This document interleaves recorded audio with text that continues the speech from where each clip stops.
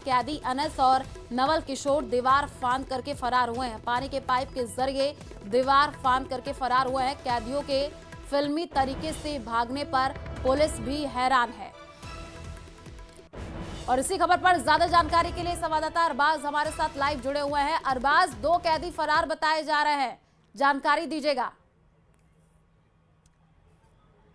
जी बिल्कुल, देखिए बहुत ही फिल्मी अंदाज में यहाँ पर ये पूरा घटनाक्रम हुआ है और घटनाक्रम की जानकारी जुटाई जा रही है, तफ्तीश की जा रही है। नज़दीकी जो थाना है लालकोठी का, वहाँ पर एफआईआर दर्ज कराई गई है कि अनस और नवल 2 कैदी एक साथ मिलजुल करके जेल से फरार हो गए हैं और जेल से फरार भी हुए हैं इस पाइप की मदद से जो कि जेल की उन दीवारों पर टंगा हुआ है, जिसमें ऊपर 300 वाट से ज़्यादा के जो करंट से दौड़ने वाले तार होने का दावा किया जा रहा है। हालांकि ये तार में बिजली है कि नहीं, ये अपने आप में एक बड़ा प्रश्न चिन्ह लग गया है, लेकिन जेल प्रशासन का कहना है कि बिजली भी है, तमाम इंतज़ाम भी किए हुए हैं, हाई सिक्योरिटी ये जेल है। लेकिन रात को करीब 3:30 बजे ये दोनों कैदी यहाँ से निकल के गए हैं, ऐसा जो है इन्हें जानकारी सीसीटीवी फुटेज के अंदर मिली है। क्योंकि आप देख सकते हैं कि मुख्य द्वार से 50 मीटर भी दूर नहीं है, ये मेन गेट है हमारे ठीक पीछे आप जो देख रहे हैं, जहाँ पर जयपुर सेंट्रल जेल में एंट्री की जाती है।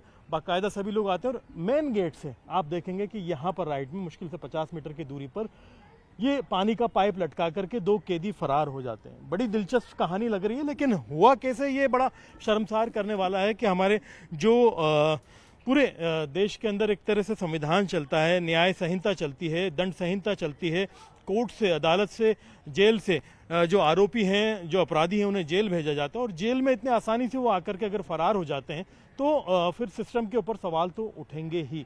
फिलहाल आईजी जेल खुद यहाँ पे मौजूद हैं, विक्रम सिंह, उनसे हमने अभी संवाद किया है। उन्होंने जांच शुरू कर दी है, हर एक पहलू को खंगाला जा रहा है। उन्होंने कहा कि किसी को नहीं बख्शा जाएगा। जिस तरह का घटनाक्रम हुआ है इतिहास में कभी नहीं हुआ। 1901 में इस जेल को बनाना शुरू किया गया था, 1904 में बन के चुकी।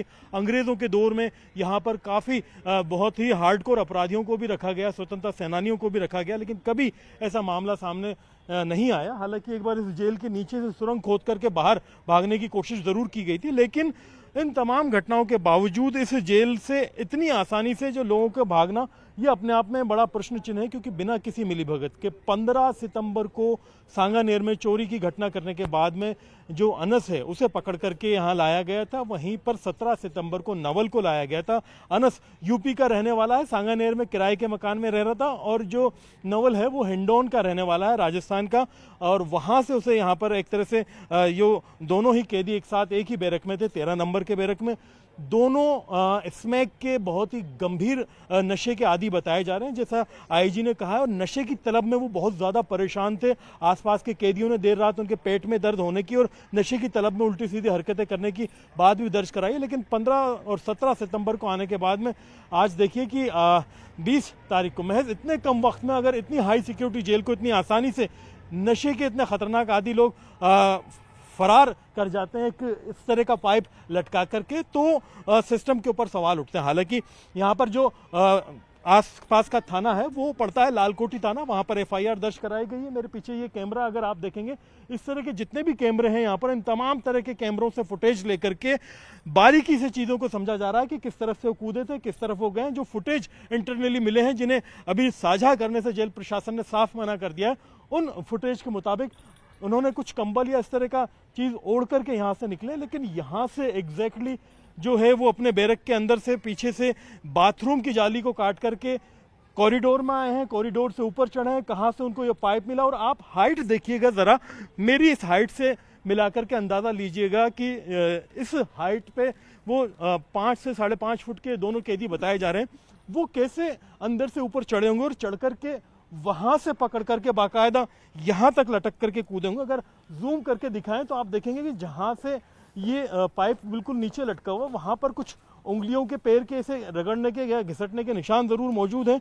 और ये दोनों चीज़ें जो घटना है यहाँ पर लेफ्ट वाले 360 डिग्री कैमरा और राइट वाले 360 डिग्री कैमरा में दर्ज हुई हैं। हालांकि पुलिस का कहना है कि कोई भी सामान्य अपराधी इस तरह की घटना नहीं करता, कि चोरी के मामले में जब वो जेल में ऑलरेडी बंद है तो चोरी के बजाय तस्वीरें आप दिखा रहे हैं, सवाल कई तरीके के खड़े हो रहे हैं। कितनी सुरक्षा के बीच भी कैदी आखिर फरार हो गए, ये अब जांच का विषय भी आप नजर बना करके रखें। फिलहाल शुक्रिया तमाम जानकारी साझा करने के लिए। और इसी बीच भरतपुर से बड़ी खबर है, नदबई में एसीबी की बड़ी कार्रवाई देखने को मिली है। नदबई तहसीलदार विनोद मीणा ट्रैप हुआ है, 80,000 रुपए की घूस लेते गिरफ्तार हुआ है। नामांतरण खोलने की एवज में घूस मांगी गई थी। तो बड़ी खबर इस वक्त आपको भरतपुर से बता रहे हैं, जहां पर नदबई में एसीबी की बड़ी कार्रवाई देखने को मिली है। नदबई तहसीलदार विनोद मीणा ट्रैप हुआ है, 80,000 रुपए की घूस लेते गिरफ्तारी हुई है। नामांतरण खोलने की एवज में घूस मांगी गई थी।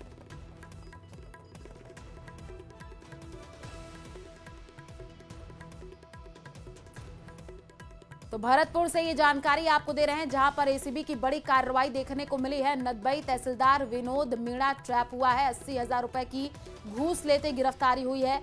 नामांतरण खोलने की एवज में ये घूस मांगी गई थी। तो बड़ी खबर इस वक्त आपको बता रहे हैं, नदबई तहसीलदार विनोद मीणा ट्रैप हुआ है, 80,000 रुपए की घूस लेते गिरफ्तारी की जानकारी है।